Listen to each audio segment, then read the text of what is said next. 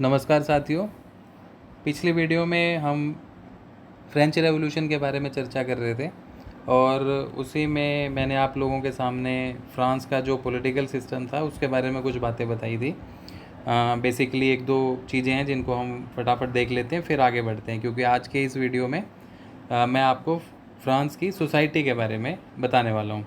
तो political system of France में हमने देखा था कि फ्रांस का जो किंग है उसका नाम लुइस 16 है और बुरबोन डायनेस्टी से वो बिलोंग करता है और in the age of 20 years he ascended the throne of France. उसके बाद हमने थोड़ा सा देखा था कि किस तरीके से जो वो फ्रांस का किंग बनता है उस टाइम फ्रांस का जो खजाना है वो एकदम खाली होता है, यानी उसके पास बहुत कम पैसे रह गए होते हैं और स्टेट के बहुत सारे खर्चे होते हैं, उन खर्चों को उसे पूरा करना था।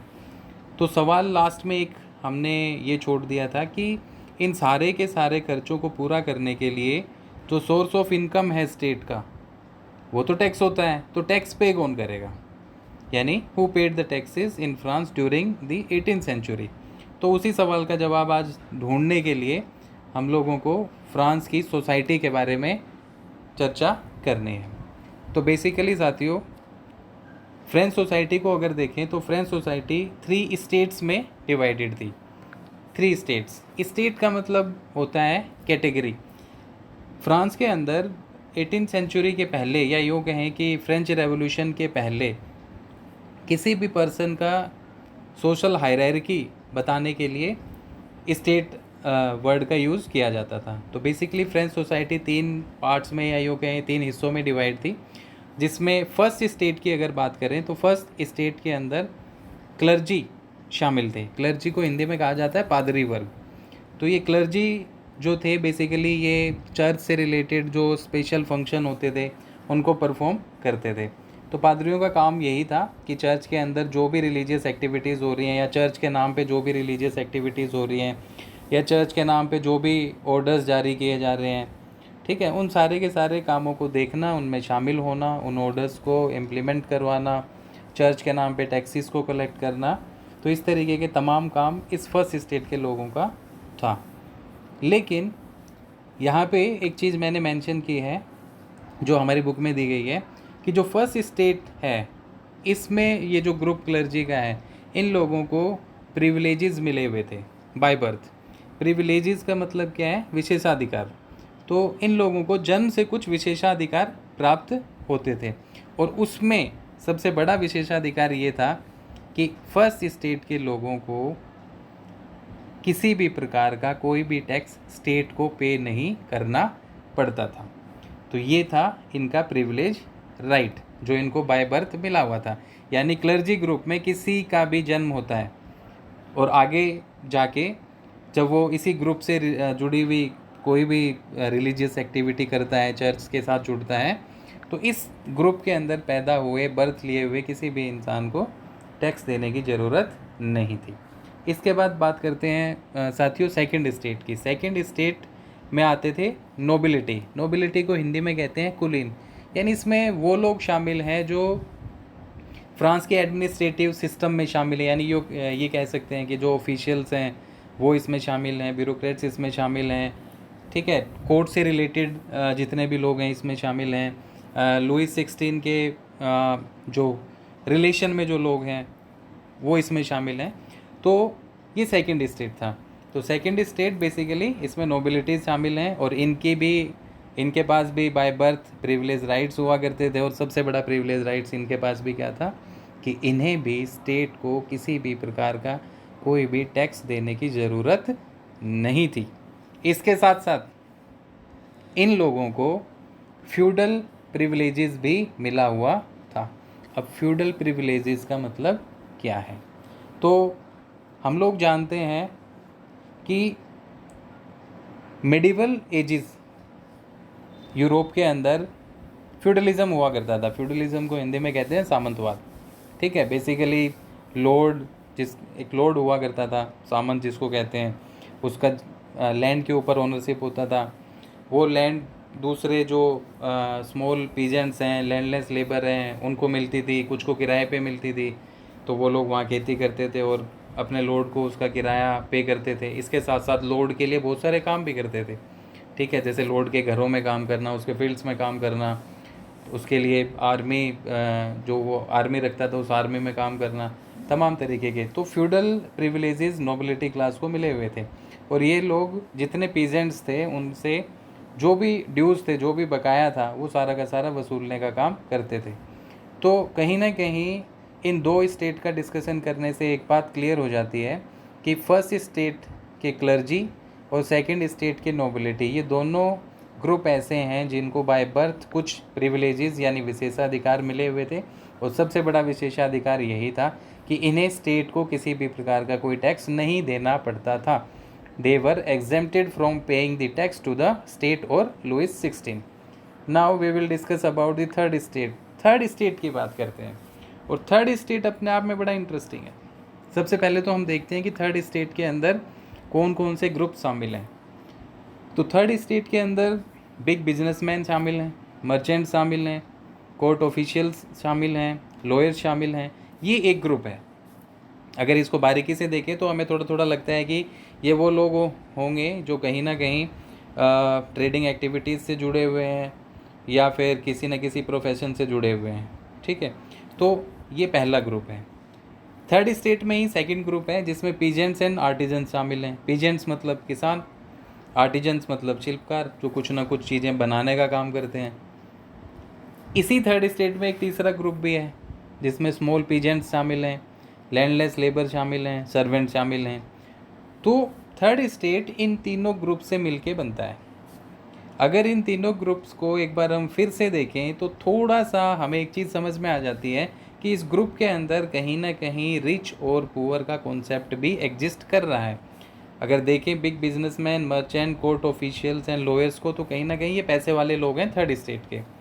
वहीं पे अगर स्मॉल पीजेंट्स को देखें, लैंडलेस लेबर को देखें, सर्वेंट्स को देखें, तो इनको देख के लगता है कि कहीं ना कहीं इनका जो पोजीशन है वो बिग बिजनेसमैन, इकोनॉमिक जो कंडीशन है इनकी बिग बिजनेसमैन, मर्चेंट्स और कोर्ट ऑफिशियल्स एंड लॉयर्स से कहीं ना कहीं कम है। तो यहाँ पे एक वेरिएशन हमें देखने को मिलता है।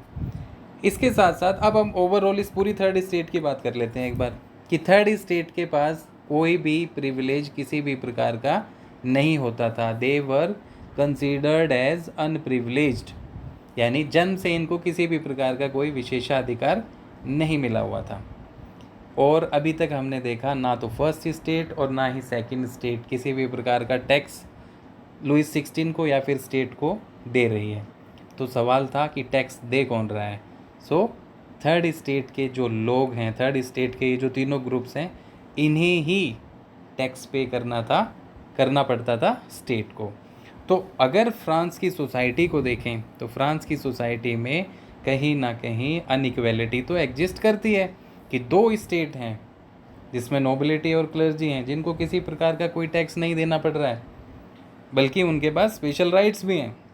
जबकि एक ऐसी स्टेट है थर्ड स्टेट जिसके लोगों को सारा का सारा स्टेट के टैक्स का बर्डन सहन करना पड़ रहा है और उन्हें स्टेट को टैक्स पे करना पड़ रहा है। तो पहली वीडियो में हमने देखा था कि लुइस 16 के पास एक ही ऑप्शन था इन सारे के सारे खर्चों का, ये जितने भी उसके सामने जो भी एक्सपेंडिचर था, जो भी उसके एक्सपेंसेस थे, उनसे बाहर निकलने का एक ही तरीका था, टैक्स को बढ़ाना। अब लुइस 16 अगर टैक्स बढ़ाता है तो लुइस 16 टैक्स किस पे लगाएगा? लुइस 16 टैक्स लगाएगा थर्ड स्टेट के ऊपर, ना कि फर्स्ट स्टेट और सेकंड स्टेट। तो ये कहीं ना कहीं फ्रांस की जो सोसाइटी है उसके अंदर एक अनइक्वलिटी देखने को मिलती है। तो जाहिर सी बात है थर्ड स्टेट के लोग कहीं ना कहीं अपने रूलर से खुश तो नहीं होंगे, क्योंकि इसमें खुशी वाली कोई बात नहीं है। इसके अलावा कुछ टैक्सेस हैं जिनके बारे में हमें बताया गया है। जैसे एक टैक्स है टीथे, TITHE। तो ये टैक्स, ये एक तरीके का टैक्स था, and this tax was collected by church. Church इस टैक्स को कलेक्ट करता था, और किससे कलेक्ट करता था?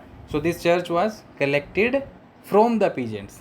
तो पीजेंट से ये टैक्स कलेक्ट किया जाता था, और कलेक्ट कौन करता था? चर्च, यानी चर्च के ऑफिशियल्स जिनकी अभी हमने बात की, जो फर्स्ट स्टेट के अंदर हैं, क्लर्जी, जो कि चर्च से जुड़े हुए सारे के सारे फंक्शंस को या एक्टिविटीज़ को परफॉर्म कर रहे हैं। सेकेंड थिंग टीथे के बारे में क्या, कि जो टोटल प्रोडक्शन होता था, जो भी टोटल एग्रीकल्चरल प्रोडक्शन होता था, उसका 1/10 इस टैक्स का शेयर हुआ करता था, जो सीधा चर्च के खजाने में जाता था। तो एक टैक्स तो ये दिया गया। इसके अलावा एक टैक्स और है, टिले। ये टैक्स स्टेट को पे करना पड़ता था। अभी हमने देखा कि टिथे जो है वो चर्च को चर्च टिथे को कलेक्ट कर रहा है, और जो टिले है इसे कौन कलेक्ट कर रहा है? स्टेट कलेक्ट कर रहा है। तो this tax was paid directly to the state. इसके अलावा कुछ इनडायरेक्ट टैक्सेस भी होते थे। Many more indirect taxes were also existed there, and these indirect taxes were paid on the articles that were used by the people of French society in their daily life. Articles such as salt and tobacco. तो नमक हो गया, तंबाकू हो गया, इस तरीके की दैनिक जीवन में, रोज़मर्रा की ज़िंदगी में इस्तेमाल होने वाली बहुत सारी चीज़ों के ऊपर फ्रेंच सोसाइटी के लोगों को टैक्स देना पड़ता था। तो ये सारी की सारी चीज़ें कहीं ना कहीं हमारे सामने एक बात रखती हैं कि जो टैक्स का बर्डन है वो थर्ड स्टेट के ऊपर ही है। तो यहाँ से जो सोसाइटी के अंदर अनइक्वलिटी है, यहाँ से जो थर्ड स्टेट के ऊपर टैक्स का बर्डन है, और इसी से एक चीज़ और निकल गई कि थर्ड स्टेट के लोग लुइस 16 या फिर ये कहें कि जो भी एडमिनिस्ट्रेटिव सिस्टम है या जो भी रूलर है उसके अगेंस्ट ही रहेंगे। क्योंकि सबसे बड़ी बात है ये टैक्स जो थे वो कॉन्टीन्यूसली इंक्रीज़ किए जा रहे हैं, ये कॉन्टीन्यूसली इंक्रीज़ किए जा रहे हैं। और जिस तरीके की लैंड है वहाँ पे, ठीक है, लैंड जो थी वो कुछ ही लोगों के, जो कुछ ही लोग हैं उनके पास बहुत वास्ट अमाउंट ऑफ लैंड है, और कुछ लोग ऐसे हैं जिनका काम ही लैंड से जुड़ा हुआ है पर उनके पास में ज़मीन ही नहीं है। जैसे फॉर एग्जांपल हमारे पास है पीजेंट्स की कंडीशन। इससे हम थोड़ा और अच्छे से इस चीज़ को समझ सकते हैं। फ्रांस की पॉपुलेशन की अगर बात करें उस दौर की, बिफोर द फ्रेंच रेवोल्यूशन, तो फ्रांस की जो पॉपुलेशन थी उसमें ऑलमोस्ट 90% शेयर जो था वो था पीजेंट्स का, किसानों का। लेकिन उनमें से कुछ ही लोगों के पास में अपनी ज़मीन अपनी खुद की ज़मीन होती थी, यानी जो ओनरशिप है लैंड की वो इन पीजेंट्स में से कुछ ही लोगों के पास थी। बाकी लोग खेती ज़रूर करते थे लेकिन वो दूसरों की ज़मीन के ऊपर, दूसरों की ज़मीन को जो है वो कल्टीवेट करते थे। So what about the rest quantity of land? जो बची हुई लैंड है वो किसके पास थी? तो नोबल्स की बात करें जो सेकंड स्टेट में है, क्लर्जी की बात करें जो फर्स्ट स्टेट में है, इसके अलावा थर्ड स्टेट के जो रिच पीपल हैं, इन लोगों के पास टोटल लैंड का 60% लैंड हुआ करती थी। यानी जिन लोगों को खेती करनी नहीं है उनके पास में ज़मीन के बड़े बड़े टुकड़े हैं, और जिन लोगों को एग्रीकल्चरल एक्टिविटीज़ करनी है, स्टेट को टैक्स पे करना है, जिनकी पॉपुलेशन भी सबसे ज़्यादा है, उनके पास में लैंड ना के बराबर है। तो कहीं ना कहीं ये भी सोसाइटी के अंदर एक डिसबैलेंस था। ठीक है, इसी के साथ साथ मैंने बताया था अभी की जो नोबिलिटी है उसके पास एक प्रिविलेज राइट था। वो राइट क्या था कि वो फ्यूडल ड्यूज़ कलेक्ट करती थी पीजेंट्स से। तो इस पीजेंट्स कंडीशन में मैंने उन चीज़ों को मार्क किया है कि और किस तरीके के काम पीजेंट्स को करने पड़ते थे अपने लॉर्ड्स के लिए। तो उसमें एक काम ये भी होता था कि इन पीजेंट्स को अपने लॉर्ड के घर पे, अपने लॉर्ड के घरों में काम करना पड़ता था, उनके फील्ड्स में, उनके खेतों में काम करना पड़ता था। इसके अलावा लॉर्ड की जो भी आर्मी होती थी उस आर्मी में भी पीजेंट्स को अपनी सेवा देनी पड़ती थी।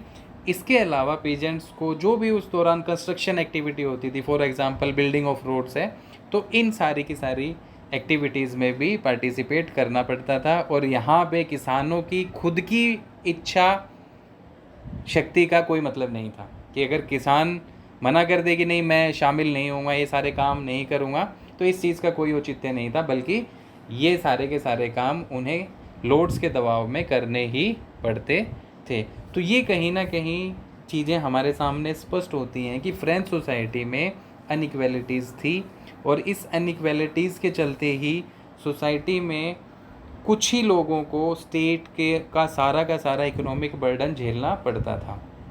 ठीक है, तो साथियों ये जो सोशल कंडीशन है, सोशल सिस्टम है फ्रेंच सोसाइटी का, ये एक हिस्सा था हमारे उस एपिसोड को समझने का जो अचानक से हमारे सामने फर्स्ट वीडियो में आया कि उस दिन पेरिस में 14 जुलाई 1789 की मॉर्निंग में जो हो रहा है वो क्यों हुआ, क्यों लोग जो है वो लुइस 16 के ख़िलाफ़ या फ्रांस के रूलर के ख़िलाफ़ सड़कों पे उतरे हुए हैं।